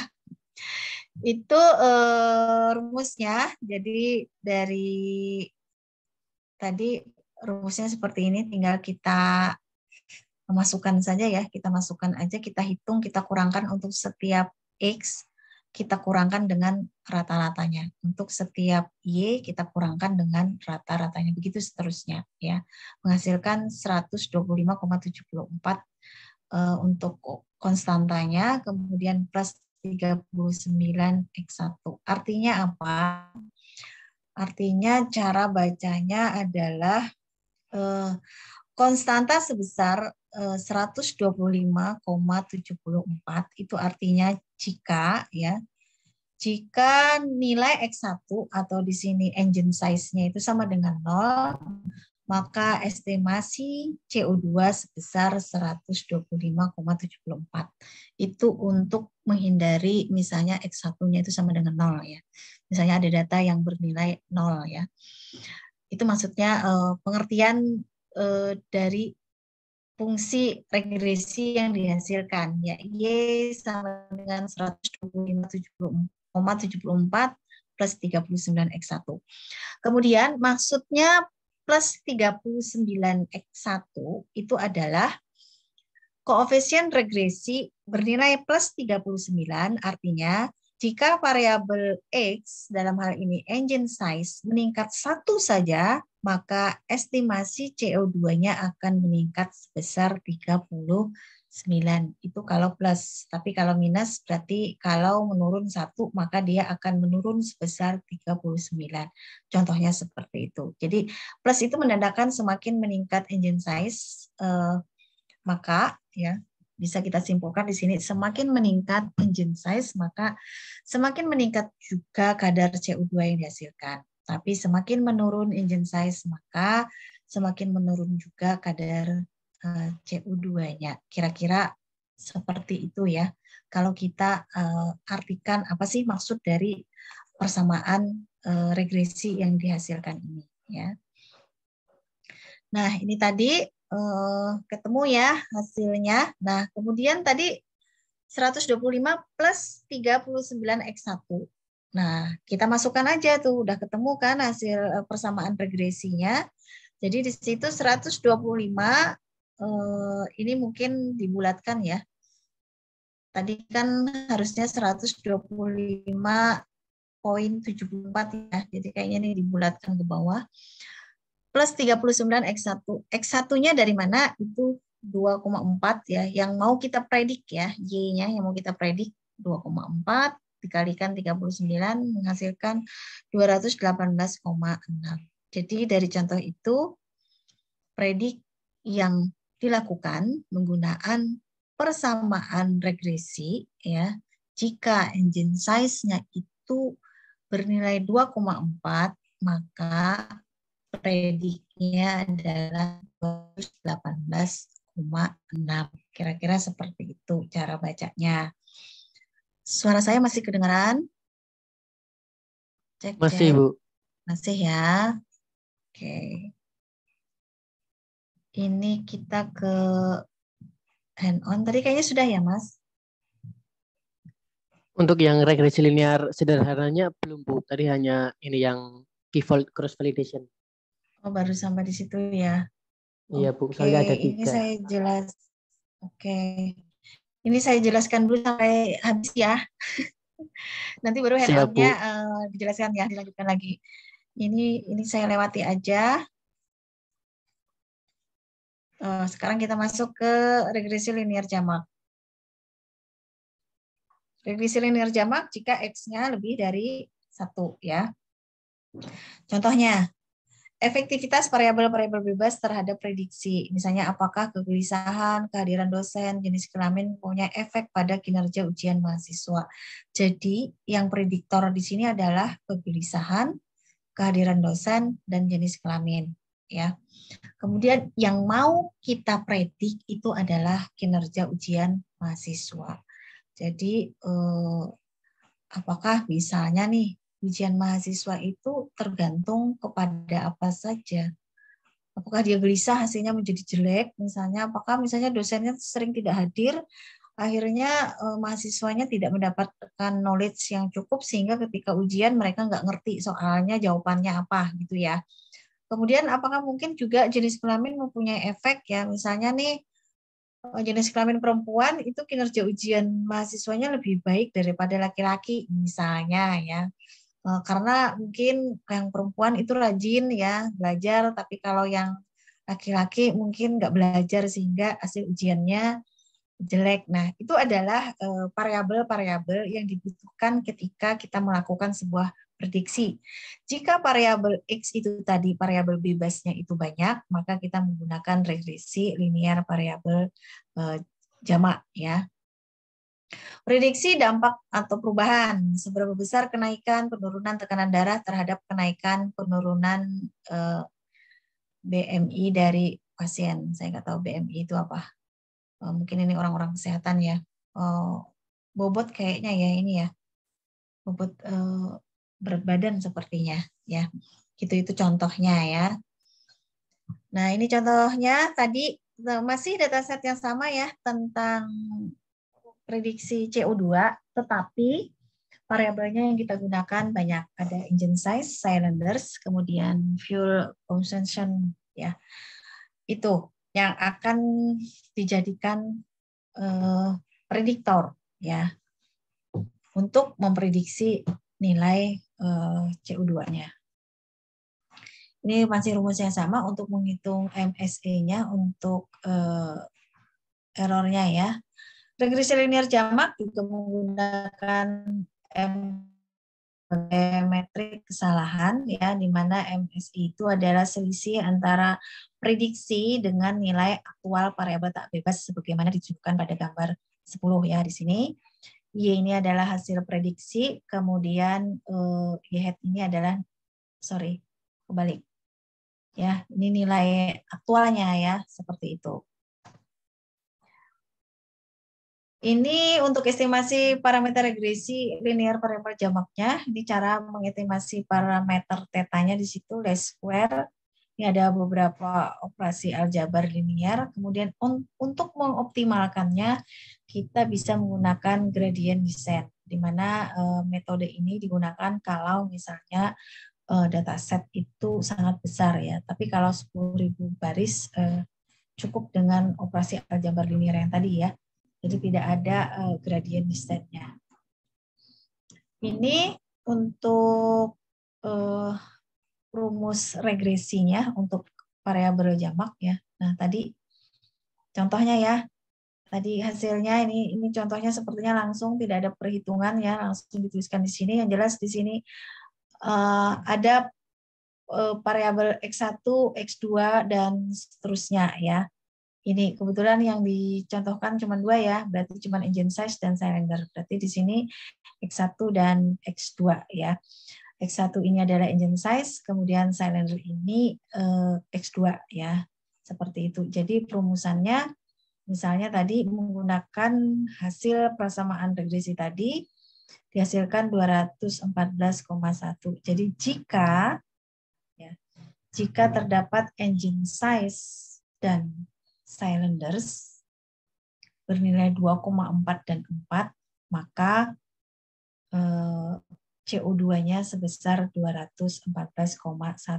Jika kita menggunakan engine size dan cylinder itu sebagai variabel X atau variabel bebas ya. Artinya pertimbangannya cuma 2. Pertimbangannya 2 ya, dibanding yang tadi kan cuma 1, cuma engine size saja ya. Seperti itu. Ini hand off. Berarti langsung aja saya. Oh, sudah selesai ya ternyata. Ya, gitu ya rekan-rekan semuanya penjelasan kita tentang materi hari ini tentang linear regresi dan dasar regresi ya. Masih ada beberapa menit lagi, sekitar 20 lagi. Mungkin ada sesi tanya jawab dulu atau mau langsung ke hand on, silakan. Oke, mungkin masuk ke sesi tanya jawab dulu ya Bu. Nanti kalau misalnya itu baru Iya. masuk hands on. Monggo. Kan teman-teman bagi yang ingin ditanyakan tentang dasar regresi dan regresi linear yang tadi sudah disampaikan oleh Bu Mardia, jika ada yang ingin ditanyakan silakan open mic aja ya, atau raise hand boleh, atau chat di kolom chat ya, silakan.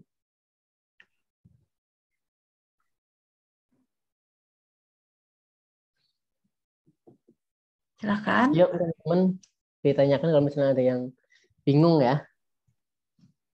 Atau sambil ini Mas, sambil langsung dijelaskan, terus nanti kalau kalian mau bertanya, silakan bisa raise hand atau langsung gitu ya.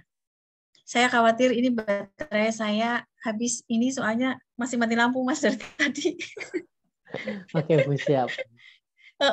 Jadi langsung aja Mas Adi. Nanti kalau ada yang mau bertanya silakan ya, langsung saja gitu.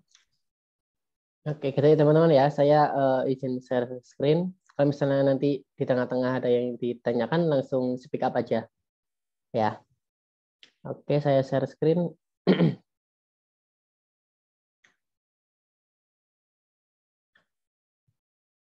Apakah screen saya udah terlihat teman-teman?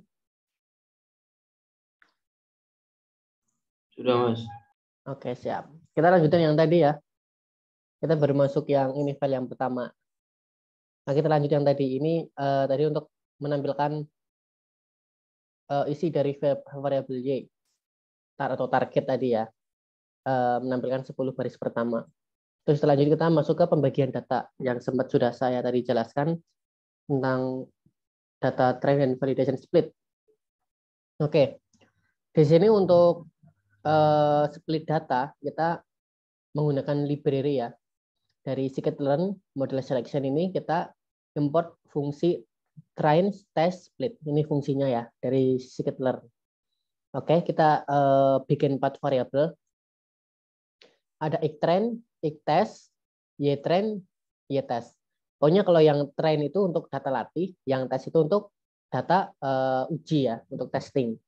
Kalau x itu untuk data atributnya atau fiturnya, kalau y itu untuk data targetnya, gitu. Kita pakai fungsi ini train split xy train z 0,7. xy ini maksudnya data yang tadi kita sempat ini ya, ini x dan y yang tadi kita deklarasikan di atas. Dan train split 0,7 ini maksudnya kita mau ambil untuk data train 70% ya, 70% data train dan 30% data testing gitu. Di sini kita pakai desimal, jadi jadinya 0,07. Oke, di sini ada keterangan ya. Banyak data latih setelah dilakukan train validation split, yaitu kita pakai fungsi learn. Di sini ada 105. Ini data latih setelah split ya. Terus untuk menampilkan data uji setelah split itu untuk testnya kita pakai learn juga, hasilnya 48. Jadi 105 ini untuk uji, 45 ini untuk testing gitu ya. Maaf, 105 ini untuk training, yang 45 ini untuk testing, seperti itu. Kita masuk ke keyword cross validation. Di sini kita juga menggunakan library ya. Jadi nggak usah pusing-pusing, machine learning itu banyak library atau pustaka-pustaka yang udah siap, tinggal kita gunain. Sebenarnya kita bisa bikin metode sendiri gitu kan, tapi kan lama. Tinggal kita pakai aja, pakai library yang udah ada. Cepet gitu, beres ya. Menyingkat waktu gitu. Oke. Pustaka scikit-learn atau library scikit-learn menyediakan wrapper untuk melakukan proses keyword cross validation. Yaitu dengan cara mengimport fungsi ini. Cross val score. Fungsi ini akan menerima input berupa model machine learning, data training, label training, dan nilai K. Nilai K ini nanti yang kita mau gunain, maksudnya kita mau bagi menjadi berapa partisi gitu dalam satu data gitu, mau 5 atau 10 gitu kan. Nanti output yang dikeluarkan bakal berupa list yang berisi akurasi setiap fold. Sehingga untuk mendapatkan nilai rata-rata akurasi dari setiap foldnya akan menggunakan built-in function min. Oke, jadi untuk proses keyword cross validation ini di sini kita bisa bisa ubah 5 atau 10 atau berapa gitu. Kita pertama import fungsi cross val score dari library scikit-learn, terus juga import SVC dari scikit-learn juga. Kita di sini deklarasikan variabel namanya model, kita pakai fungsi SVC, pakai kernel linear dengan C1. Ini saya anda mudeng, ini C1 maksudnya apa ya teman-teman ya. Tapi ini kalau kernel ini ada beberapa selain linear. Terus kita deklarasikan variabel scores. Kita panggil fungsi cross val score dengan memasukkan beberapa parameter. Di sini ada 4 parameter, yaitu model yang tadi kita buat ini. Terus X yaitu data X-nya, data fiturnya. Terus ada Y, ini data targetnya. Ini ada CV sama dengan 5, maksudnya 5 ini maksudnya 5 fold cross validation ya. Kita bagi partisi datanya menjadi 5 partisi atau 5 bagian gitu. Sini kita akan menampilkan akurasi model SVM untuk tiap fold. Ini kita pakai ini ya teman-teman ya. Kalau nggak salah ini kita pakai algoritma SVM, support vector machine. Kalau nggak salah seperti itu. Di sini kita akan menampilkan untuk nilai akurasi setiap foldnya. Ini kan ada 5 fold ya. Jadi nanti bakal ada 5 nilai akurasi. Terus dari 5 itu kita tampilin rata-ratanya dengan cara panggil fungsi scores.min. Ini untuk mencari rata-rata dari akurasi yang tadi didapatkan setiap fold gitu. Ini berupa list outputnya ya. Ada 5, 0,9 sekian, terus ada 1, 0,96 sekian, 0,96, ada 1 juga. Dari 5 akurasi ini kita dapatkan min atau rata-ratanya itu sebesar 0,98. Begitu. Ini untuk yang skenario pemodelan. Sekarang kita masuk yang contoh kasus kedua. Oke. Yaitu tentang regresi linear sederhana. Di sini kita akan mempelajari regresi linear sederhana ya, implementasinya dengan menggunakan library dari scikit-learn. Data yang pakai yaitu data tentang kumpulan data terkait ukuran mesin dan karbon dioksida mobil. Data akan dibagi menjadi data pelatihan dan data pengujian, atau kita kenal data training dan data testing. Kemudian dari data itu akan kita buat sebuah model ya. Model yang kita latih menggunakan data latih. Terus nanti kita akan mengevaluasi model menggunakan dataset pengujian. Dan yang akhirnya nanti penggunaan model untuk memprediksi nilai yang tidak diketahui. Oke. Yang pertama, kita seperti biasa import library yang dibutuhin ya, kita run saja. Lanjut. Di sini ini ada ini ya, penjelasan datasetnya. Jadi ada dataset fuel consumption CO2.csv. Ini ada beberapa ada beberapa atribut dari model year sampai fuel consumption com. Terus ini ada target yaitu CO2 emission. Ini targetnya yang mau kita prediksi gitu. Lanjut, sekarang masuk untuk membaca data. Kita pakai bantuan library dari Pandas dengan fungsi read.csv untuk membaca dataset fuel consumption CO2.csv. Kita pakai df.head untuk melihat dataset ya. Dia defaultnya 5 data teratas ditampilin sebagai sampel aja. Terus kita dari data itu coba kita eksplorasi untuk melihat statistik dari dataset ya. Kita pakai fungsi describe. Di sini ada count, ada mean, standar deviasi, min, max, dan seterusnya. Oke, di sini kita mau mengeksplorasi fitur-fitur tertentu ya. Jadi kita bikin variabel baru namanya CDF seperti itu. Dari CDF ini nanti bakal diisi dengan data frame, di mana data frame itu kita ambil beberapa atribut ya atau beberapa fitur, mulai dari engine size sampai CO2 emission. Jadi nanti CDF ini nanti isinya ini doang. Ada 1, 2, 3, 4, ada 4 atribut ya. Maaf, 3 atribut 1 target. Yang ini CO2 emission ini targetnya. Kita coba tampilin df head 10, kita coba tampilin 10 data teratas ya. Ini hasilnya. Oke, setelah itu dari data CDF ini yang isinya tadi ada 3 atribut dan 1 target, kita coba plotting dengan cara menampilkan histogram kalau nggak salah ini ya namanya histogram. Oke, kita di sini kita kopikan aja ini. Kita bikin variabel baru namanya vis, mungkin ini alias dari visualisasi ya, visualisasi. Isinya sama dari kolom silinder sampai fuel consumption com. Oh ya, bedanya kalau ini ada variabel target CO2 emission. Kalau ini nggak ada gitu. Kita coba bikin histogramnya muncul seperti ini. Lanjut, di sini kita akan plotting menggunakan scatter ya. Menggunakan scatter antara fitur fuel consumption com dan CO2 emission. Ini yang fuel consumption ini sebagai variabel di X-nya ya, di sumbu X, dan di sumbu Y-nya dia emission. Color blue ini maksudnya warnanya ini biru, titik-titiknya gitu ya. Oke, ini hubungan antara fuel consumption dan estimation dari CO2 emisinya, emisinya CO2 gitu. Setiap titik ini mempresentasikan tentang datanya. Oke, kita coba buat lagi scatter, tapi dengan atribut yang berbeda. Tadi kan di sini atributnya kita pakai fuel consumption ya, targetnya CO2 emission. Kalau sekarang ini targetnya masih tetap CO2 emission, cuma atributnya kita pakai engine size. Ya, hubungannya ukuran engine terhadap CO2 emisi karbon dioksida gitu. Ini hasilnya.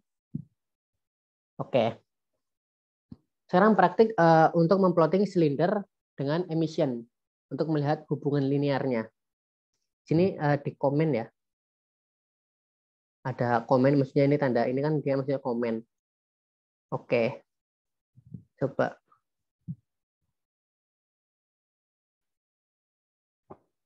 Kita jalanin. Oh iya, tadi belum di run sepertinya. Oke. Kita jalanin aja dulu semuanya. Sip. Ini kita mau lihat scatter, diagram scatter dari ukuran silinder dengan emisi CO2.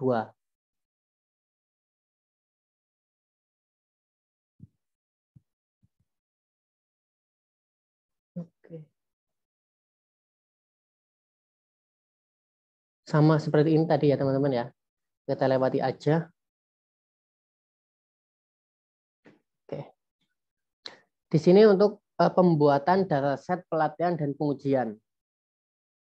Pemisahan data latih atau data training atau data uji ya, melibatkan pemisahan dataset menjadi dataset pelatihan dan pengujian yang saling eksklusif. Setelah itu dataset pelatihan dapat digunakan untuk membuat model dan dataset pengujian untuk melakukan pengujian. Hal ini akan memberikan evaluasi yang lebih akurat pada akurasi out of sample karena dataset pengujian bukan merupakan dari dataset yang telah digunakan untuk melatih data. Ini lebih realistis untuk masalah dunia nyata. Jadi gunanya ini ya, kenapa kok dipisah-pisah? Kenapa nggak langsung semua data dipakai untuk training gitu kan? Ya enggak. Jadi kita ini fungsinya kenapa di split? Menurut saya ya, menurut asumsi saya, adanya data training dan data testing itu, jadi kita belajar dari data training yang ada. Dari data itu kita belajar, dan terus nanti fungsi data testing apa? Untuk menguji model kita, apakah benar-benar akurat atau enggak gitu. Berapa tingkat akurasinya itu untuk pengujian. Nah, kalau misalnya semua datanya untuk ini, untuk training, nanti kita mau uji pakai apa gitu. Oke, di sini kita coba untuk pembuatan dataset pelatihan ya. Oke. Di sini kita punya variabel MSK, ini nama variabel, kita random. Saya enggak paham ini maksudnya gimana ya. Yang penting ya yang saya tahu dia itu ada dua untuk data train dan dataset test dari MSK ini. Oke, kita lanjut. Distribusi data pelatihan. Kita mau bikin scatter dari engine size dengan CO2 emission. Sama kayak tadi ya, kita mau melihat scatternya gitu. Terus di sini ada kita buat pemodelan. Ini kita membuat modelnya.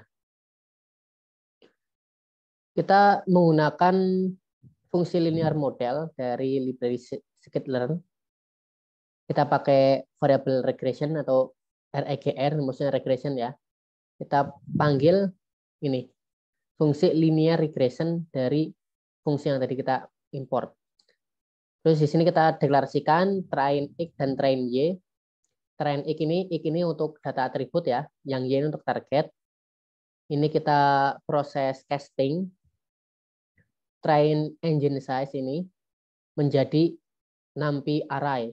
Begitu juga untuk yang CO2 emission. Kita casting ke NumPy array. Terus di sini ada proses untuk pembuatan model dengan fungsi fit. Fit ini untuk ini ya, untuk pembuatan model itu dengan dua parameter yaitu train X dan train Y. Nilai ini X untuk yang atribut, Y ini untuk yang target. Setelah itu kita setelah dilakukan fitting ya, maksudnya pelatihan, kita tampilin nilai koefisien dan intercept-nya. Seperti disebutkan sebelumnya, koefisien dan intercept dalam regresi linear sederhana adalah parameter dari garis yang cocok untuk data. Nah, ingat bahwa ini adalah regresi linear sederhana dengan hanya dua parameter dan mengetahui bahwa parameter adalah intercept dan kemiringan atau gradien garis koefisien. Scikit-learn dapat memperkirakannya langsung dari data. Ini saya tidak mudeng ini maksudnya apa ya, teman-teman ya, koefisien dan intercept ini saya tidak paham.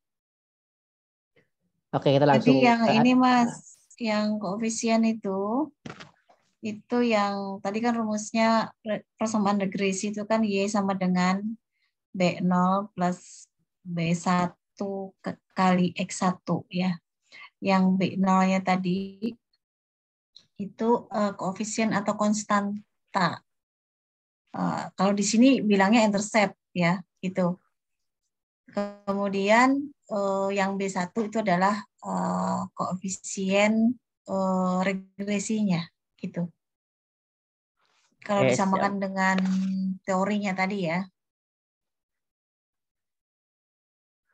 Siap, terima kasih Budia. Itu tadi ya teman-teman ya penjelasan tentang intercept dan koefisien.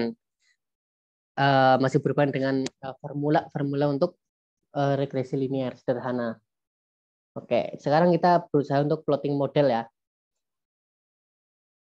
Dengan plotting model dari scatter, Kita mau sumbu X-nya yaitu engine size, dengan sumbu Y-nya yaitu CO2 emission. Sini kita mau plotting, mungkin ini trennya ya, garis trennya dia garisnya itu dia naik garisnya gitu. Jadi kalau menurut saya ini saya mempresentasikannya ini semakin tinggi engine size-nya maka semakin tinggi emisi yang dihasilkan. Dilihat dari mana? Dari garis ini dia semakin ke kanan dia semakin tinggi ya garisnya naik gitu. Oke, kita evaluasi. Evaluasi ini yaitu untuk mengetahui tingkat error ya. Jadi misalnya kita udah punya model, kita mau memprediksi emisi ya dari data testing. Di data testing hasilnya sekian. Nah nanti setelah kita prediksi hasilnya sekian. Lah dari data itu yang asli sama yang kita prediksi nanti dia selisihnya berapa? Jaraknya gitu ya. Itu sebagai errornya gitu. Oke, kita di sini pakai metrik dari scikit-learn, kita import fungsi R2_score, sama kita bikin variabel juga ya. Text X ini untuk engine size, kita pakai numpy array, terus untuk text Y, dia data targetnya itu CO2 emission. Terus kita bikin variabel baru lagi, test_Y_, ada tambahnya. Beda sama ini tadi ya teman-teman ya. Yang ini untuk regresi, untuk memprediksi dari test X ini. Kita pakai fungsi prediksi ini untuk memprediksi text X. Oke. Kita ini ada untuk menampilkan mean absolute error. Di sini ini formulanya ya untuk menampilkan mean absolute error, terus ada residual sum of squares atau MSE dan R2 score. Ini saya tidak paham ya teman-teman ya. Maksudnya mean absolute error itu apa, R2 score itu apa, MSE itu apa. Yang jelas ini menghitung tentang nilai errornya gitu. Oke, sepertinya yang nomor 2 cukup, bisa teman-teman explore lagi. Sekarang kita masuk yang nomor 3.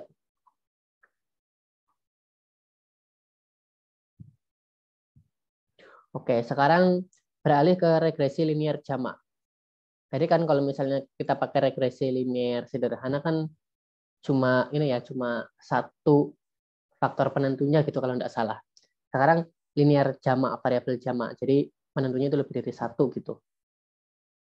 Kita langsung saja, biasa kita import library-nya. Ini penjelasan datanya sama kayak tadi. Kita tampilin datasetnya, kita tampilin statistik datasetnya.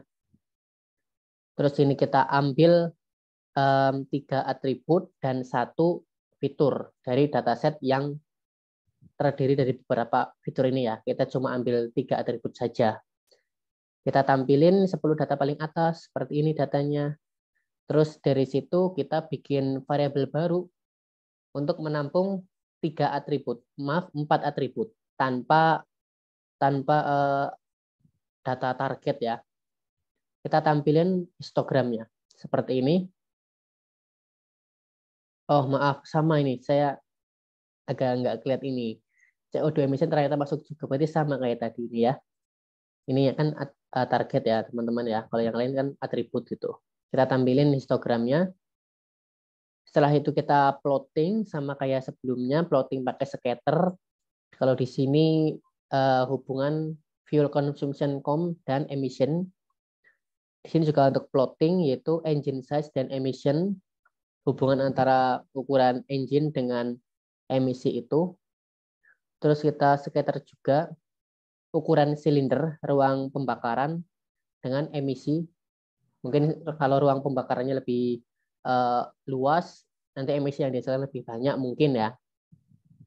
Oke, di sini kita mau pelatihan dan pengujian. Ini sepertinya sama kayak tadi. Ini juga sama.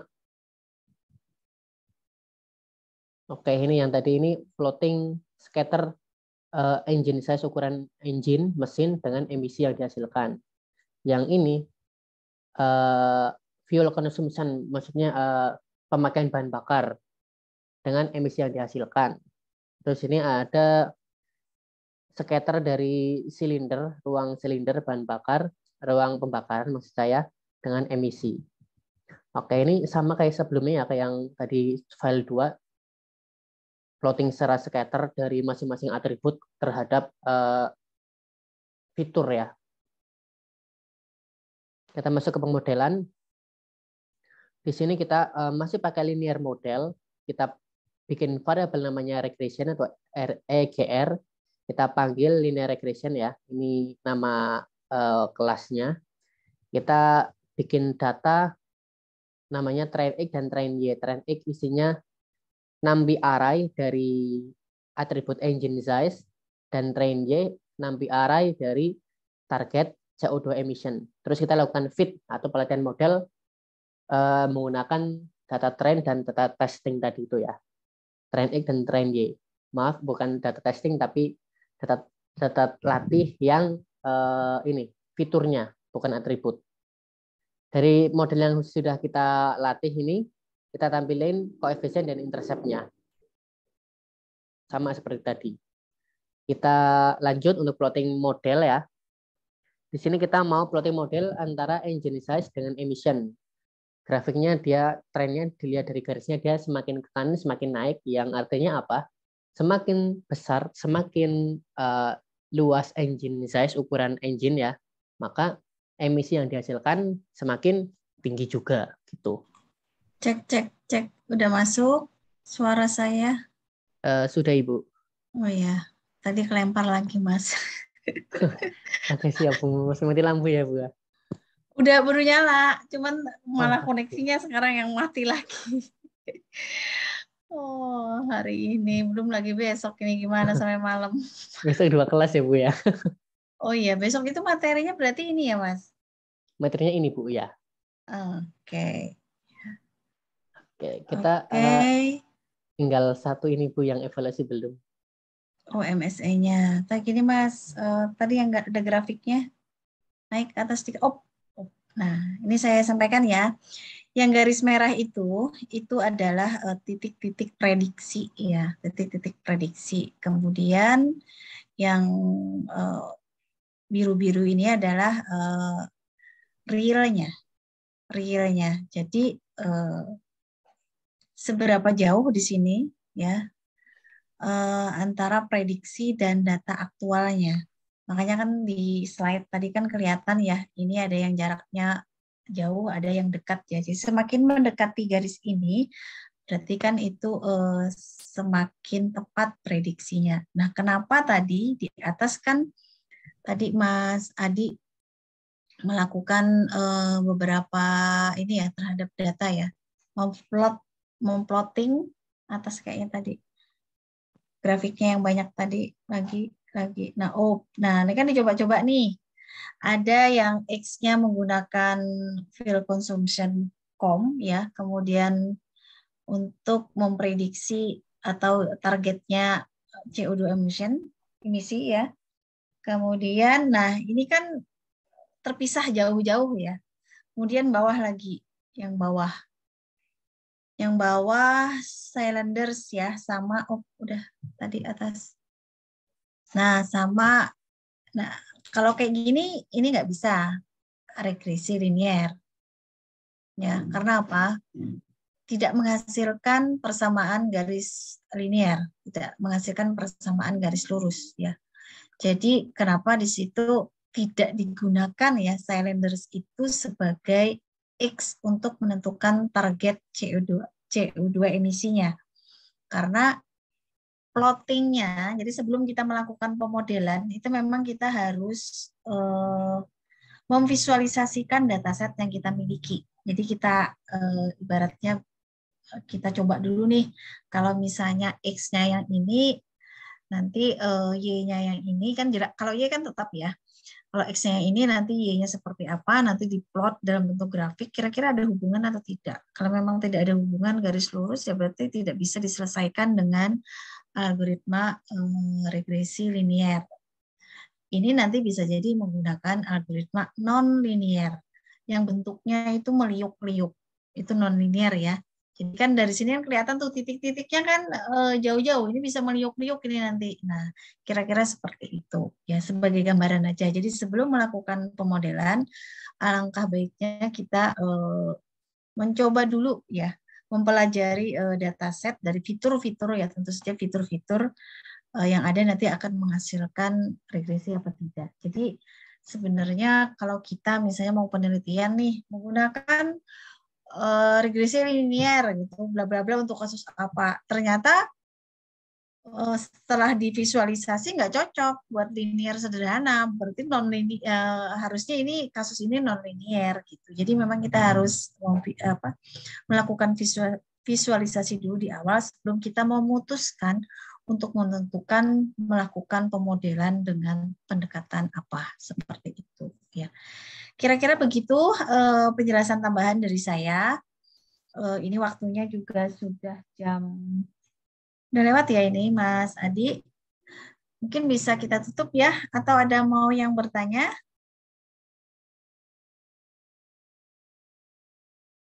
Sepertinya nggak ada. Ya, bisa ditutup ya. Halo Mas Adi, bisa kita tutupkah?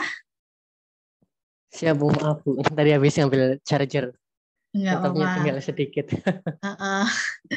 Ini sepertinya sudah nggak ada lagi yang tanya dan waktunya juga sudah cukup ya, jam 17.36. Oke, baik Bu, siap. Oke, terima kasih Bu Maria atas pemaparannya hari ini. Terima kasih juga teman-teman atas partisipasinya hari ini. Jangan lupa besok kita ada pertemuan lagi ya di jam yang sama untuk pertemuan ke-11. Jangan lupa untuk setiap pertemuan ada tugas mandiri yang harus dikerjakan. Tuh, cek selalu dispadanya teman-teman ya. Oke, karena waktunya sudah selesai, kita tutup acara pada hari ini ya teman-teman ya. Tapi sebelumnya kita berdoa dulu nih, biar ilmu yang kita dapat ini bisa berkah, bermanfaat. Amin. Amin. Berdoa menurut agama dan kepercayaan masing-masing, dipersilahkan.